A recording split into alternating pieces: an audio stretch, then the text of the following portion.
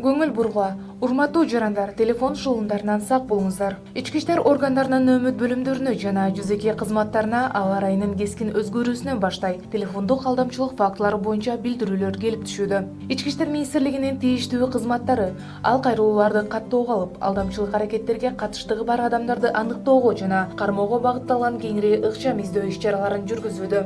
Телефон шылуундарынын иш аракеттеринин схемасы жөнөкөй эле.